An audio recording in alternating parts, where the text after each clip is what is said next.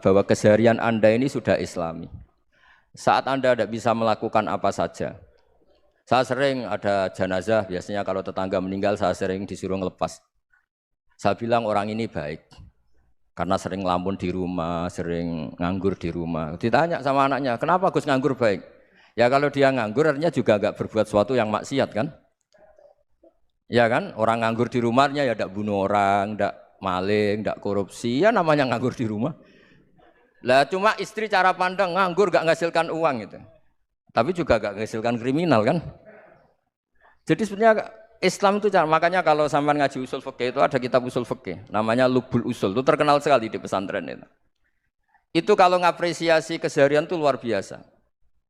Izma min mubahin illa wa yatahaqqaqu bihi tarku haramimma. Karena keseharian yang mubah saat Anda lakukan itu ada kehebatan yang luar biasa, yaitu meninggalkan haram. Makanya dulu banyak orang-orang alim ketemu temannya itu guyon sampai semalaman. Itu biasanya yang semangat Islam itu kiai kok ndak tahajud, kiai kok ndak witir. Orang yang sedang mapan uangnya banyak, malam itu ndak kelayaban itu sudah luar biasa.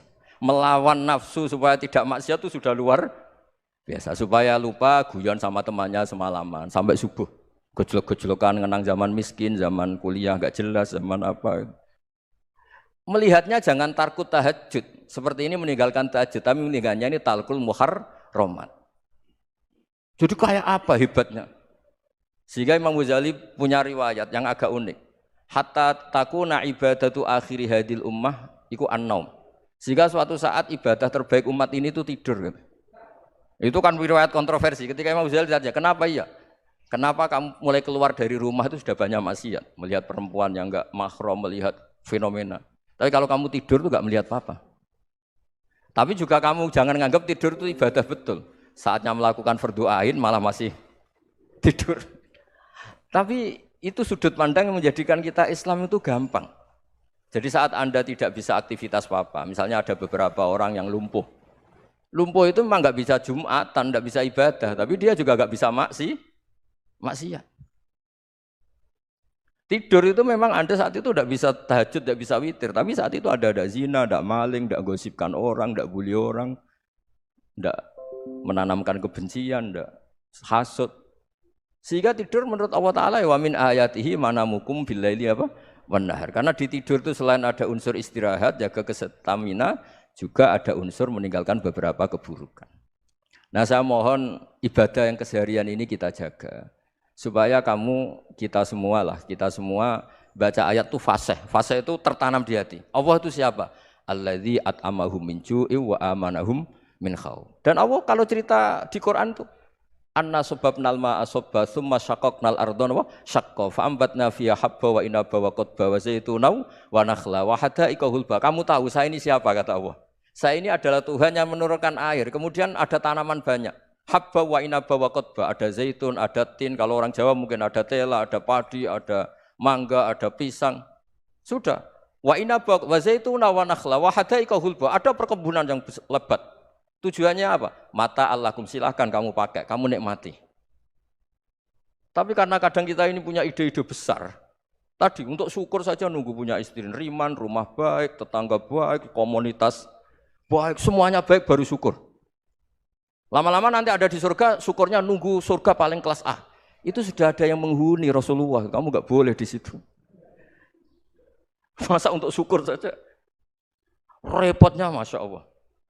Jadi mohonlah Quran yang kalau Anda hafalkan juz amma itu kan ada ayat-ayat yang kayak tadi. Ya, fal yang dzuril insanu ila ta'ami. Coba lihat apa yang kamu makan ya? Dari mana? Dan untuk mempertahankan hidup kamu keseharian. Jadi jangan kira ibadah itu harus membentuk komunitas yang versi Anda. Ibadah itu harus yang hal yang mulu-mulu. Kesehariannya Anda alami. Loh ini saya tidak bikin-bikin. Saya ngaji bukan karena berdasar pesanan. Itu ayat yang saya baca kan betul ada ayatnya kan fal yang dzuril insanu ila ta'ami anna sababnal ma'a sabba tsumma syaqqaqnal arda syaqqa fa ambasna fiha habba wa inaba wa qadba wa zaituna wa nakhla wa hada'iqa ghulba. Terusannya apa? Mata'al lakum, silakan kamu nikmati. Mata itu silakan kamu nikmati. Ya kayak sampean dikasih hidangan ya makan. Ya sudah makan, habis makan ya minum, habis itu ngantuk ya tidur. Ya sudah normal-normal saja. Kayak apa indahnya Islam? Tapi Anda mencari Islam yang gimana lagi? Nah itu yang diajarkan guru-guru kita, diajarkan sanad kita sampai Wali Songo, sampai Rasulullah SAW. Sebetulnya dalam banyak hal-hal yang keseharian itu lebih prinsip ketimbang ide kita tentang hal-hal besar. Saya beri contoh, Allah itu Tuhan yang Maha Kuasa, yang menguasai alam raya ini. Kadang-kadang menjelaskan dirinya itu hanya alladzi at'amahum min ju'. Saya ini Tuhan yang memberi makan kamu saat Anda lapar, saat kalian lapar. Jadi untuk beriman kepada Tuhan yang Maha Esa, kepada Allah, kamu yakin yang memberi makan kamu itu Tuhan. Apapun kecewanya Anda terhadap tetangga, terhadap negara, terhadap mertua, terhadap istri, itu kecewa Anda tidak akan mati. Tapi kalau tidak makan itu mati. Sehingga Allah mensifati dirinya kadang pakai keseharian. Alladzi at'amahum min ju'. Tuhan itu siapa? Yang memberi makan kamu ketika lapar. Tapi kamu untuk syukur itu nunggu punya istri cantik, neriman, gampang diatur, membolehkan poligami. Terus 4 istri itu neriman semua, loyal semua. Itu sombong betul. Mau syukur saja kok repotnya seperti itu. Jadi mau syukur ya ada makanan dimakan. Itu. Kalau ngantuk ya tidur. Ayatnya wa min ayatihi manamukum billaili wan nahar. Maksud ayat Allah itu tidur. Nah, keangkuhan-keangkuhan ini yang menjadikan kita itu jadi repot hidup. Wong untuk syukur kok nunggu tadi. Mertua baik, tetangga baik, istri baik. Apa saja di sekelilingnya harus baik.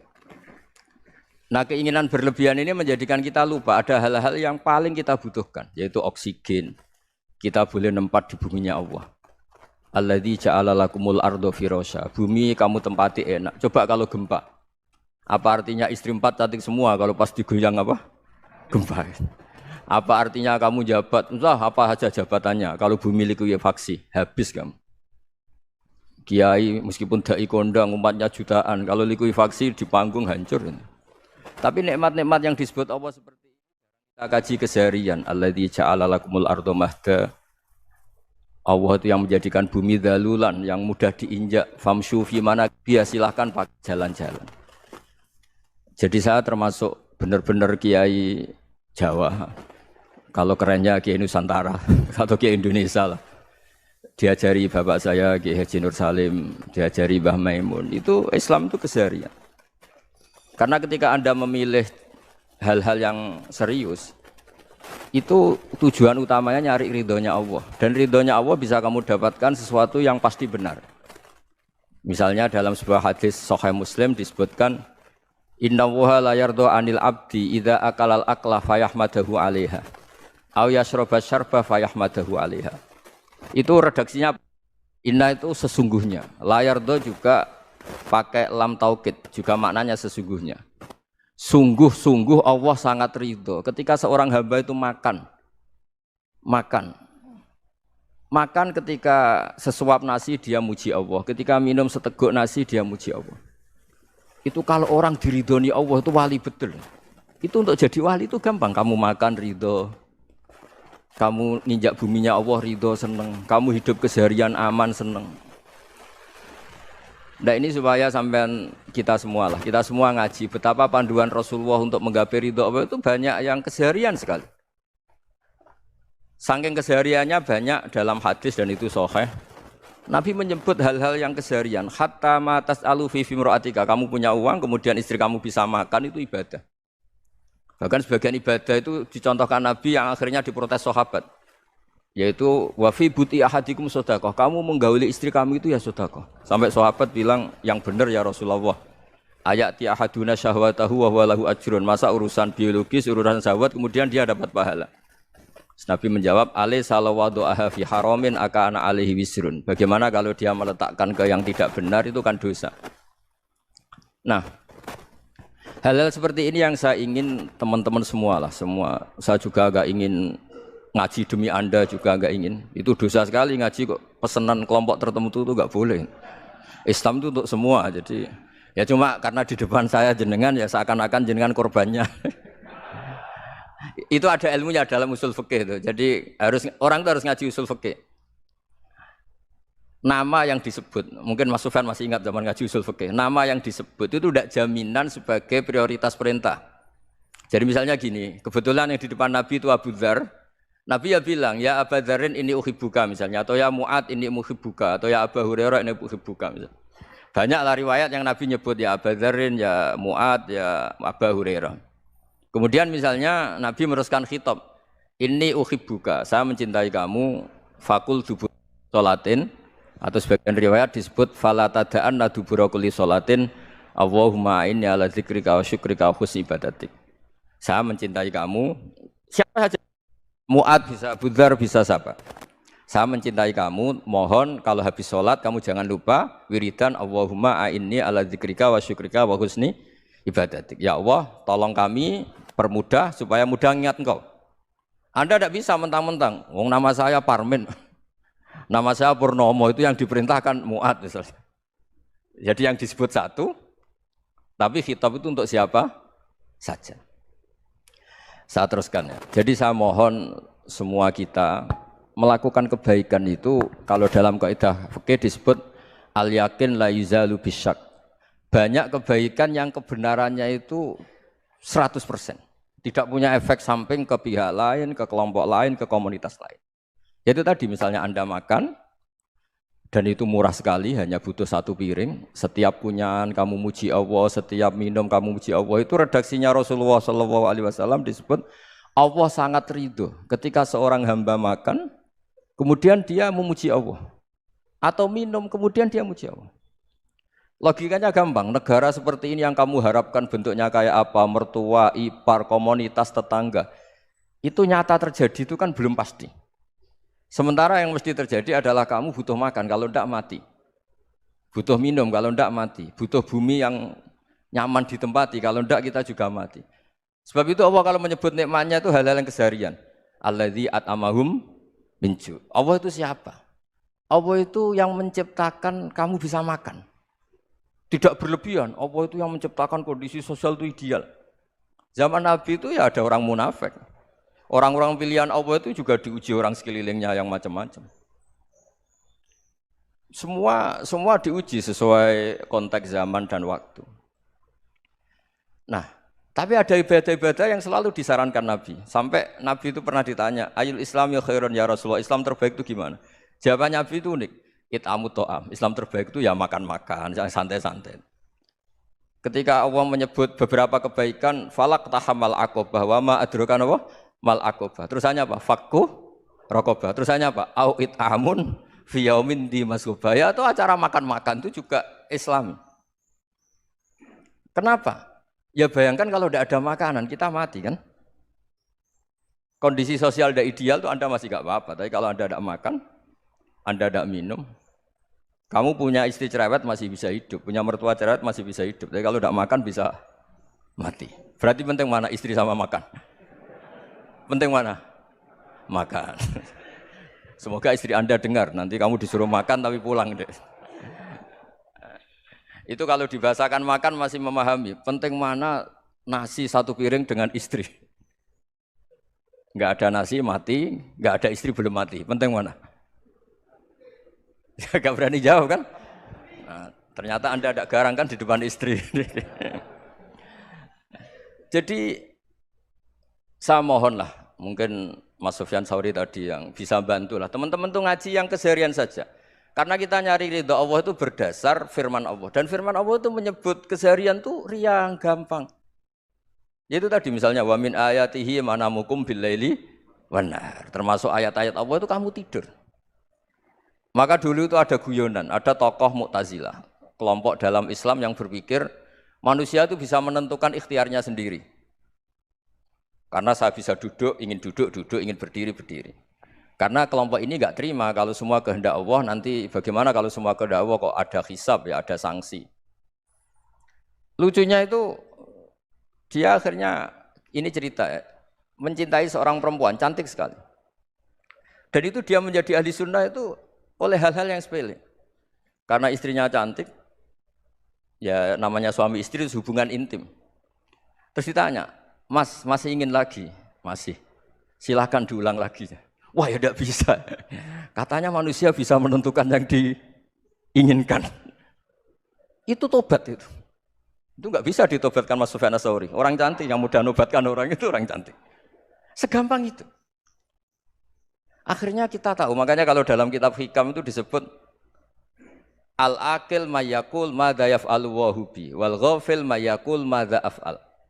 Orang yang punya akal karena sadar ini wilayah Allah, semua milik Tuhan. Itu dia tiap hari berpikir, besok Allah akan melakukan apa terhadap dunia ini. Kamu merencanakan sesuatu mau plesir ternyata gempa. Mau wisata ke Rusia ternyata perang. Kamu tidak pernah tahu apa yang akan terjadi besok. Wa ma tadri nafsum madza taksibu ghada. Tapi anda semua kita ini sering punya jadwal permanen. Makanya saya kalau diundang siapa saja, sana takdir. Yang jelas Gus ini acara penting. Ya masih acara penting nak pangeran ngersakno piye? Kok ape dadi pangeran? Kamu kok mau jadi Tuhan? Itu kadang ya kiai gitu. Penting Gus acara ini jenengan harus memastikan bisa. Loh kamu itu yang ngajarin tauhid, sesuatu itu biadillah kok bilang-bilang apa pasti. Kalau maksa terus tak tobatkan dong kamu kata saya itu. Ya kalau gitu Gus bilang insya Allah. Wah itu hati saya, fisik saya, roh saya sudah bilang insya Allah. Tidak usah kamu latih kata saya. Nah hal-hal tauhid keseharian itu gampang sebetulnya. Wal ghafil yaqulu madza af'al. Tapi orang yang lupa Allah dia setiap hari bilang besok apa? Kita bisa melakukan apa? Seakan-akan dia itu aktor, dia penting, dia subjek permanen, dia. Padahal kita ini hanya objek kehendak Allah Subhanahu wa taala. Karena kita yakin sesuatu yang terjadi di alam raya ini kita tidak bisa apa-apa. Makanya saya sering ngaji, sering bilang saya. Ketika Anda mensifati Allah, Dia yang menghidupkan. Sudah itu tanamkan sehingga ketika kita mati santai saja. Kenapa santai? Allah punya cara menghidupkan kita. Zaman kita hidup juga gak tahu caranya ngelola jantung, ngelola paru-paru. Kamu juga gak tahu ngelola oksigen yang tidak beracun, tidak mengandung polusi. Tahu-tahu hidup. Gak ingin tua ya tahu-tahu tua. Gak ingin mati tahu-tahu mati. Selama ini kita hidup juga gak tahu apa sebetulnya. Hanya gaya tok, punya jadwal, punya planning. Kalau kamu bisa menentukan pilihan Anda, pasti Anda istrinya cantik, 4 neriman semua, kona'ah semua. Nyatanya enggak kan? Ada 1 jelek, cerewet. Wah itu kan, nyatanya enggak bisa apa-apa Anda kan? Dan kamu bawa mati lagi. Nah, itu kan istri Anda juga gitu, punya keinginan punya suami yang ganteng, yang jabat, yang neriman, yang enggak poligami. Ya enggak kesampaian juga. Kalau kita ngitung tingkat kegagalan kita itu gagal terus. Ya kan? Nah, terus ingat Allah, madza yaf'alu wa bi. Orang yang punya akal selalu berpikir Allah itu menghendaki apa terhadap saya. Loh sama-sama orang itu. Ngelihat orang yang serius, itu kata Anda itu pemikir berat, serius. Senang punya tokoh yang merengut karena kamu anggap serius. Tapi sebagian orang anggap orang yang serius itu wong merengut, wong masam, wong muka kok ditekuk. Jadi sama itu hati ya muqallibal qulub tsabbit qalbi ala dini, karena kita enggak tahu cara berpikir kita tentang orang lain, tentang sekeliling kita. Misalnya kita orang baik yang jenis ngrumat fakir miskin. Ada orang bangun masjid mewah itu janggal. Apa artinya masjid mewah kalau banyak orang kelaparan? Tapi kalau yang jenis pendidikan apa artinya masjid mewah kalau enggak bisa ngaji? Nanti yang jenis infrastruktur apa artinya ini kalau semuanya punya sudut pandang yang berbeda-beda. Dan Islam mengapresiasi semua kebaikan. Tapi katakan semua kebaikan itu adalah kehendak Allah Subhanahu wa taala. Karena apapun baik Anda itu pakai fasilitas yang diberikan oleh Allah Subhanahu wa taala. Sehingga ini yang disebut qulillah tsumadarhum fi khawdihim yal'abun. Bahwa pada akhirnya ada jihad, ada perang. Itu dulu memang perang, bukan membunuh. Beda. Dulu kita dijajah Belanda ya perang dan itu normal karena kita dijajah. Jadi ketika orang lain ingin baik sama kita, wa in ahadum minal musyrikin astajaruka ya fa'jirhu hatta yasma'a kalam Allah. Kalau mereka ingin baik ya kita baik. Makanya ada istilah musta'man, mu'ahad. Kalau mereka ingin damai, berdampingan dengan kemajmukan ya itu yang lebih baik. Karena memang Islam menghormati proses perdamaian. Wa in janahu nawa lisalmi ya fajnah lah. Kalau ingin damai ya kita harus damai. Jadi andai kan dulu Belanda datang ke Indonesia kok minta besanan gitu. Ya mungkin kita juga seneng karena memperbaiki hidung kan kalau kita besanan gitu. Nah tapi wong jajah dulu itu kan masalah kan? Apa? Masalah kan? Jadi saya mohon ya, jadi apa? Saya tadi minta sama Bapak Kadensus kemarin juga pernah main ke saya. Jangan sering ketemu. Saya ini sudah uzlah, saya ini sudah mau daftar jadi resi. Saya itu kemarin di muktamar juga agak datang, acara di Jogja juga sudah. Karena memang keluarga saya dulu itu bahasa ya, bapaknya bapak saya itu enggak keluar rumah itu puluhan tahun. Memang punya adat uzlah. Ya makanya ngaji saya ngaji aja yang gampang-gampang aja, yang enggak orderan, enggak pesenan ngaji aja dulu yang gampang. Saya ikhlas, yakin betul saya ikhlas. Ikhlas itu menurut saya itu roh. Orang enggak ikhlas menurut saya itu orang aneh. Ikhlas itu gampang, sudah saya bilang. Kalau kamu yakin ilmu itu milik Allah, ngasihkan juga ikhlas itu milik Allah. Apa sih yang kamu punyai sehingga kamu tidak ikhlas? Uang milik Allah, energi kita milik Allah, bumi milik Allah. Kemudian kamu merasa memiliki. Merasa memiliki itu kalau dalam ilmu tasawuf sudah kesalahan kan. Bagaimana Anda punya? Coba tahu-tahu tanah itu kok milik Anda. Karena saya beli, Gus. Saya beli dari orang, dari Zaid. Padahal yang asli punya itu Allah. Apa benar kamu pernah beli sama Allah? Zaid ini pemilik nisbi, pemilik yang enggak sebenarnya kan? Ya enggak? Yang benar-benar pemilik itu Allah. Kok kamu ngerasa itu bumi kamu itu atas nama apa? Coba. Milik kan harus beli atau dikasih. Enggak semua kan? Nah, makanya itu famshu fi manakibiha, dan Allah menyebutnya, sudah saya ini yang menciptakan bumi. Waladzi ja'ala lakumul arda dalulan. Dan Allah menyebutnya sederhana, famshu fi manakibiha, silakan jalan-jalan. Terusannya apa? Wa kulu mirizki, silahkan makan-makan. Jadi Islam itu ya makanya kiai-kiai itu ada acara makan, sampai ada guyonan fikuli makanin makan di setiap tempat ya makan. Nggih ngoten nggih, pokoke sing gampang-gampang mawon nggih. Nggih Mas Sufyan nggih sing gampang-gampang mawon nggih. Assalamualaikum warahmatullahi wabarakatuh. Nama saya Wildan dari Malang. Alhamdulillah hari ini bisa bertemu dengan Gus Baha yang memang dari saya waktu di dalam udah ngikuti YouTube-nya pada masa itu. Dan di sini Gus mungkin terdiri dari banyak saudara-saudara kita yang dari berbagai tempat, berbagai karakter dan berbagai sifat. Nah, yang saya ingin tanyakan, bagaimana kita memupuk konsep persaudaraan tanpa memandang kepentingan duniawi. Karena kebanyakan dari kita bersaudara karena kepentingan, bukan bersaudara karena ya kita adalah saudara. Terus kemudian yang kedua yang ingin saya tanyakan itu, kita hari ini adalah mengalami degradasi moral yang luar biasa. Akhlak, sopan santun nyaris sedikit demi sedikit hilang. Nah, bagaimana cara kita untuk memupuk agar generasi kita selanjutnya tetap berakhlak, beretika terhadap yang lebih tua, ataupun kepada sesamanya, ataupun kepada yang lebih kecil. Mungkin sekian dari saya. Assalamualaikum warahmatullahi wabarakatuh. Yang saya hormati Bapak-bapak yang ada di depan, terutama Bapak Kiai Gus Baha. Perkenalkan, nama saya Imran, asal dari Poso, Sulawesi Tengah.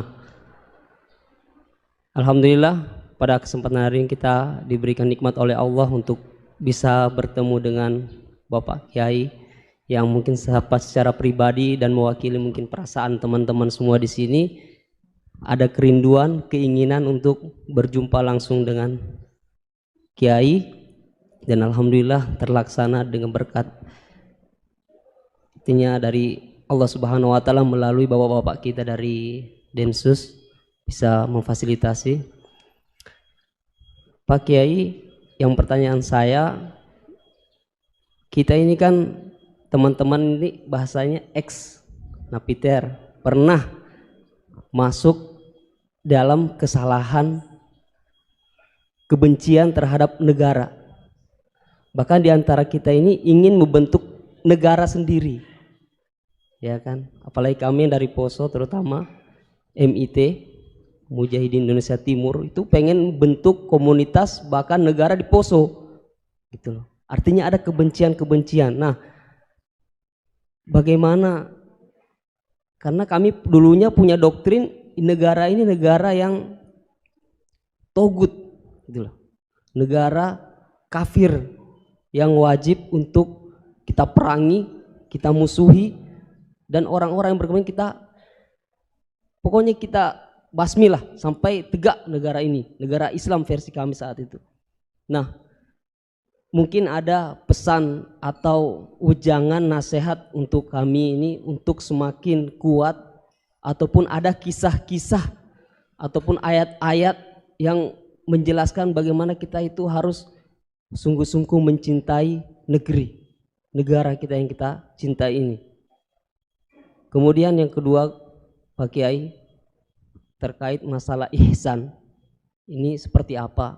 Karena mahwal Islam, mahwal iman. Nah, ihsan ini kita mungkin yang belum terlalu kami pahami. Apa itu ihsan yang kata Nabi, anta'budullaha ka'annaka tarahu fa illam takun tarahu fa innahu yarak. Mungkin ada penjelasannya, Pak Kiai, Gus. Mungkin hanya ini yang dapat saya sampaikan. Assalamualaikum warahmatullahi wabarakatuh. Ya, makanya tadi saya bilang bernegara itu pakai hadis. Misalnya Nabi pernah ngendikan, kamu itu punya 3 tetangga.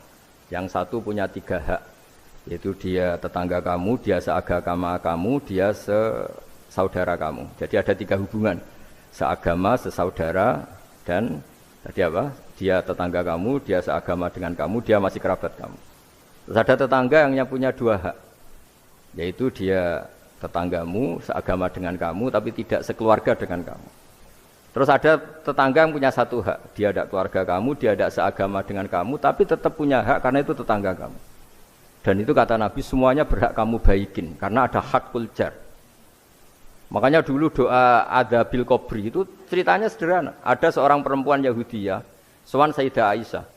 Kalau sowan ya dikasih uang sama Sayyidah Aisyah. Padahal Yahudiyah. Ketika dikasih uang, terus si Yahudiyah tadi, semoga engkau diselamatkan dari siksa kubur. Zaman itu Sayyidah Aisyah belum dengar hadis tentang siksa kubur. Setelah Rasulullah datang, saya tadi diminta didoain, enggak saya terima karena saya enggak percaya. Terus Nabi ngendikan itu benar adanya siksa kubur. Ketika komunitas Yahudi di Madinah itu puasa Asyura, Nabi coba tanyakan mereka, kenapa puasa Asyura? Padahal orang Yahudi. Oh, terus setelah ditanya, yaumun najjawahu fihi Musa, itu hari di mana Allah menyelamatkan Nabi Musa, kata orang Yahudi. Terus kata Rasulullah, nahnu ahaqqu bi Musa, saya juga berhak menghormati Musa. Kemudian Nabi puasa. Suatu saat lagi ada orang Yahudi datang, ya Rasulullah, ya Muhammad, manggilnya ya Abul Qasim karena orang Yahudi. Ya Abul Qasim, nanti nasib langit bumi ini di mana? Manusia yang sudah mati-mati di mana ketika bumi dihancurkan? Mayat-mayat yang sudah di kuburan di mana? Terus orang Yahudi tadi bilang, innallaha wadu'as samawati ala dzih wal aradina ala dzih. Soalnya Allah itu bisa saja mengelola langit bumi yang sudah hancur gini-gini. Nabi itu tertawa-tawa. Dalam sebuah riwayat disebut hatta badat nawajidu, tertawanya Nabi itu lepas sampai giginya kelihatan. Kata rawinya tasdiqan liqaulil khabri, karena Nabi membenarkan orang Yahudi tadi. Jadi intinya dalam banyak hal itu ya dicari kesamaan. Makanya kalau interaksi dengan kelompok lain, kata Nabi, la tusaddiquhum wa la tukadzdibuhum. Kamu jangan mengiyakan, juga jangan menolak. Kamu tolak jangan-jangan pas yang sama dengan ajaran kita. Kamu benarkan jangan-jangan yang tidak sama. Ya sudah, kalau enggak sependapat ya jangan ngambil sikap. Nah, itu juga yang dipraktikkan Rasulullah SAW. Nabi yaqumu lailatan yuraddidu hadil ayat. Nabi pernah sholat 1 rakaat hanya ngulang 1 ayat. Itu aja gak selesai. Yaitu ngulang-ngulang ayat. Fa'aqulu kama qalal abdus sholeh in tu'adzibhum fa innahum ibaduk wa in taghfir lahum fa innaka antal azizul hakim. Pun Gusti kula nyerah. Semua ini hamba jenengan, monggo jenengan napakno sing duwe jenengan. Intinya itu ini wilayah jenengan, ndak wilayah saya. Nah, kadang-kadang kita sebagai manusia itu jumawa seakan-akan itu wilayah kita. Kita nyiksa terserah kita, mengampuni ya terserah kita. Padahal tidak milik kita. Dunia ini milik Allah Subhanahu wa ta'ala. Makanya yang terakhir saya ijazahkan ijazah bapak. Bapak saya itu orang hafal Quran, alim tapi lucu, senengannya guyon. Kalau ngajarkan saya tauhid, tasawuf itu gampang. Hak, kamu punya tetangga, punya Innova. Terus kamu berpikir, kamu miskin berpikir. Itu pajaknya saja berapa? Kalau apa itu bannya sudah halus itu gantinya kayak apa, kalau rusak kayak apa. Terus kata bapak, orang melok duwe kok mikir, udah ikut punya kok mikir. Terus Coba, kamu nggak ikut punya Alphard. Terus saya mikir, wah itu pajaknya berapa Pak Martinus, bisa dipakai beli motor kan? Pajaknya apa? Alphard ini. Oh nggak ikut punya kok. Nah, dunia itu rawekmu, mbok pikir lah apa ono sing duwe. Maksudnya itu, dunia itu milik Allah, apa kamu pikir itu milik yang punya gitu. Nah, itu yang dimaksud dalam ilmu tasawuf, da'it tadbir fama qoma bi ghairuk la tuqim bihi nafsak. Sudah kamu tidak usah ikut campur, itu wilayahnya Allah gitu. Karena wong nggak ikut punya kok ikut mikir. Anda benci orang, benci sekali karena dia tauhid misalnya. Jangan-jangan Allah punya rencana memberi hidayah dia. Atau Allah punya rencana dari dia keluar orang-orang Islam yang soleh. Makanya ketika Malakul Jibal, ya Rasulullah saya disuruh Allah, terserah engkau. In syi'ta an udbiko alaihim al-akhshaban. Kalau engkau mau orang-orang yang mendustakan kamu saya hancurkan. Apa jawabannya Nabi? La, jangan. Bal arju ayyukhrijawah min aslabihim ma ya'buduwaha wa la yusyriku bihi syai'an, itu di Bukhari. Enggak, bisa saja sekarang dia kafir, anak turunnya jadi Islam. Dan betul. Abu Jahal punya anak Ikrimah, Abu Lahab punya anak Darrah.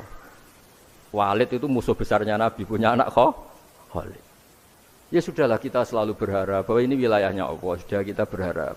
Agama ini bagi yang selalu punya harapan. Limangkana yarjuwaha, orang yang selalu punya harapan. Kita berharap tambah hari tambah baik, tambah damai, tambah kondusif, tambah segalanya baik. Dan saya seperti ini juga ingin ikhlas dan akan selalu ikhlas. Ya saya sering bilang kalau pejabat mau sini itu sering tak ngel-ngel. Saya ini sudah ingin Indonesia itu baik itu tanpa diminta. Kalau diminta itu malah seakan-akan saya belum melakukan. Kan. Sudah saya lakukan kok baru diminta. Karena ini wilayah kita semua, artinya ingin baik itu keinginan kita semua. Status kita. Kata Sayyid Zabidi dalam kitab Ithaf, keinginan baik itu syakhsiyatuk wa hakikatuk. Itu kamu sekali. Manusia itu kan kata Allah Ta'ala, saya pertama menciptakan manusia itu khunafa, orang yang berkeinginan baik. Baru digoda setan terus macam-macam. Jadi keinginan baik itu hakikatuk wa syakhsiyatuk. Itu kamu sekali. Ingin baik itu kamu sekali. Itu status kamu katanya. Makanya orang preman kayak apa, mabuk kayak apa, ada orang kecelakaan, pikiran pertama itu nolong, itu yang normal. Soal ada kasus, pikiran pertama ngambil HP-nya itu 0,0 sekian persen. Jadi pikiran pertama mesti nolong itu, karena itu syakhsiyatuk wa hakikat. Saya pernah ketemu orang yang pakaiannya itu enggak, mungkin kalau orang syariat bilang enggak syar'i lah, pakai pakaian yang tidak syar'i. Tapi dia muslimah, dia ke masjid. Saya ditanya sama seseorang, Gus kok sama orang gitu mau bertemu gitu. Karena terus saya bilang, kenapa? Dia pakaiannya ada Islami gitu. Oke, dia tidak pakaian Islami itu nyata, tapi dia ke masjid itu Islami, tetap sholat itu Islami. Ketika dia ingin sholat dan tetap sholatnya pakai takbir, pakai rukuk, pakai sujud itu Islami. Wong setelah di masjid ya pakai mukena, pakai. Kalau sama-sama nyata, Anda kan boleh ngingat sama-sama yang fakta gitu. Dia punya kesalahan dalam berpakaian, tapi punya kebenaran dalam sujud, dalam rukuk, dalam ibadah. Dan itu tradisi Quran. Quran ya cerita fama ya'mal mithqala dzarratin khairan yarah wa may ya'mal mithqala dzarratin syarran yarah. Apa susahnya sih ingat dua-dua sisi itu?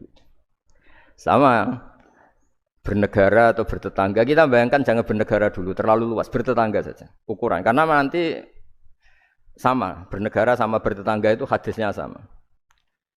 Kita di kampung itu ya ada masjid, dan orang-orang yang enggak sholat juga nyumbang masjid. Bahkan ada yang nyumbang masjid banyak terus tidak sholat, karena keramik saya sudah sholat katanya. Saya pernah ketemu orang model gitu itu ya ada. Jadi, tapi ada juga yang sholat terus tapi enggak pernah nyumbang masjid. Ya orang banyak. Intinya itu Allah itu punya tradisi, punya sunnatullah. Kebaikan ya dihitung, kejelekan juga dihitung. Dulu ketika Rasulullah SAW hidup bersama komunitas yang majmu', itu sebetulnya permintaannya Nabi, jangan halangi kami saat mau beribadah. Dulu sampai perang karena mereka menghalangi. Sebenarnya problem mereka wa yasudduna an sabilillah, menghalangi. Sebenarnya kalau dulu saling toleransi ya enggak ada masalah. Artinya ketika Anda ingin sholat di Indonesia agak dihalangi, ingin pengajian enggak dihalangi, sebenarnya ini enggak ada masalah. Ya, soal ada kebaikan, ada keburukan ya mulai Nabi Adam sampai sekarang sampai kiamat. Itu cara pandang. Jadi cara pandang kita terhadap orang lain itu harus hal-hal yang nyata. Kalau kesalahan mereka nyata, kebaikan mereka juga nyata. Kenapa kita hanya ingat sisi yang jelek, tidak ingat sisi yang baik? Saya sering cerita ke santri-santri saya, setiap saya pengajian diundang orang di mana-mana itu saya mesti istighfar. Karena nggak ada pilihan. Saat saya datang ke pengajian di Sulawesi misalnya, saya tinggal ngaji di sini. Saat saya ngaji di sini, ninggal undangan yang di sana. Hidup itu tidak banyak pilihan, meninggalkan kebaikan, melakukan kebaikan. Artinya gini, dalam kebaikan saja ada kebaikan yang ditinggalkan. Apalagi dalam kejelekan. Makanya di sini ada pepatah terkenal dalam ilmu tasawuf itu. Wastighfaruna yahtaju ilal istighfar. Saat Anda baik saja butuh istighfar. Bapak saya kalau guyon gini, Mas Sofyan. Ada imam istiqomah jadi imam masjid sampai tua sampai batuk-batuk. Itu bagus istiqomah. Tapi itu masalah kata Bapak. Akhirnya enggak kaderisasi katanya. Itu istiqomah apa enggak mau diganti orang lain katanya. Ada kiai dai di mana-mana. Itu mesti orang muji, oh itu dai di mana-mana, laris enggak pernah di rumah. Pondoknya pasti bubar itu karena ditinggal. Jadi kebaikan seperti ada orang sering sowan kiai. Wah itu malah lebih masalah lagi kan. Kadang kiainya pas istirahat, yang disalamkan template uang jatah susu anaknya. Hari itu waya tagihan malah lari sowan kiai. Dan harusnya di rumah ada berdoain tagihan listrik entah apa. Jadi makanya di hikam itu terkenal kata-kata manusia itu siapa? Manusia itu mangkanat mahasinuhu masawiyah fakih falatakunu masawihi masawiyah. Manusia itu orang ketika baik saja salah, apalagi pas salah. Coba saya misalnya pidato begini, di atas panggung saya orang alim pidato nasihati orang. Di saat yang sama seperti yang tanya Mas Wildan tadi, ada agak sopannya. Di situ ada mungkin orang yang lebih sepuh timbang saya. Masa lebih muda kok di atas? Yang di bawah lebih tua. Ada agak sopannya. Mau enggak pidato disuruh, mau di atas disuruh, enggak sopan sama yang. Tapi misalnya yang paling sepuh pidato enggak pernah ngaji kok pidato terus gimana? Artinya ketika kita baik saja ada salahnya, apalagi pas salah. Sebab itu ajaran Rasulullah itu suruh berdoa Rabbana dzalamna anfusana. Sebelum minta itu merasa ya Allah kita ini mendolimi diri kita sendiri. Karena dalam pilihan-pilihan itu pasti ada salahnya. Coba misalnya Anda bangun masjid habis 2 miliar. Yang harusnya 1 miliar sudah jadi. Terus nanti suatu saat ketemu Allah ditanya, itu ada orang miskin, fakir miskin, yatim. Andai kan kamu sumbang 1 miliar itu sejahtera semua. Gara-gara kamu bangun masjid terlalu mewah. Ya tapi kadang-kadang orang kebaikannya itu orientasinya bangun masjid, gak tertarik nyumbang fakir. Saat itu cara berpikir gitu mau apa? Tapi kalau dia mau luhur manusia terbaik karena bangun masjid 2 miliar, coba diaudit secara kepentingan syar'i. Penting mana dengan ngasih makan fakir miskin? Penting mana dengan menikahkan janda misalnya? Penting mana dengan pendidikan? Apa artinya masjid mewah orang nggak tahu halal haram, nggak tahu najis, nggak tahu cara sesuci, nggak tahu cara adzan yang benar? Terus penting mana untuk beli kitab sama dipakai masjid? Apa artinya beli kitab apa tapi nggak makan? Penting mana makan sama beli kitab? Ada auditnya. Makanya manusia itu ketika baik pun disuruh istighfar, apalagi ketika salah. Nah dengan perasaan seperti itu kebencian pada orang lain luluh karena potensi baik pada orang lain ternyata tinggi dan potensi salah ke kita juga tinggi. Nah dilatih gitu. Jadi di Ihya itu ada kitab tawadhu. Kitab tawadhu itu dilatih ketemu orang tua. Huwa aksaru ibadatan, dia mesti ibadahnya lebih banyak karena lebih tua timbang saya, pasti sholatnya lebih lama timbang saya. Ketika Anda sudah tua melihat anak-anak, huwa aqallu minni maksiatan, mesti maksiatnya tidak banyak karena masih kecil. Terus ketika melihat orang fasik maksiat, la'alla wa yatubu alaih fa inna wa tawwabur rahim, mungkin Allah memberi tobat, bisa saja. Umar itu ingin bunuh Nabi, tapi Allah memberi tobat. Yang sowan kiai saja tidak mesti dapat tobat. Umar ingin bunuh Nabi, tapi Allah memberi tobat. Akhirnya ya tobat jadi Islam yang baik. Dalam sejarah Wali Songo, Kalijogo sowan Sunan Bonang itu ingin garong, tapi malah jadi muridnya jadi wali. Kalau Allah sudah menghendaki tidak ada ya. Perang Uhud orang Islam kalah itu karena panglimanya siapa? Khalid bin Walid. Tapi dia malah yang dapat hidayah. Nah, sama orang yang sekarang Anda benci bisa saja Allah merencanakan ada apa? Hidayah di situ. Dan kita yang merasa benar jangan saja ada rencana Allah bikin kita su'ul khotimah. Naudzubillah min dzalik, kan tidak pernah tahu. Nah, dari tidak pernah tahu itu orang diusahakan tawadhu. Wa ma adri ma yuf'alu bi wala bikum. Kita tidak pernah tahu. Makanya meskipun saya ini kiai terus kata orang banyak itu ketop. Kalau istighfar ya nangis betul ya. Cuma kan nggak perlu di depan umum. Nanti dia ke penampilan kan ribet kan nanti. Sudah nangis nggak ikhlas, nggak mutu. Ya gitu ya. Nggih ngoten mugi-mugi barokah sedanten. Assalamualaikum warahmatullahi wabarakatuh.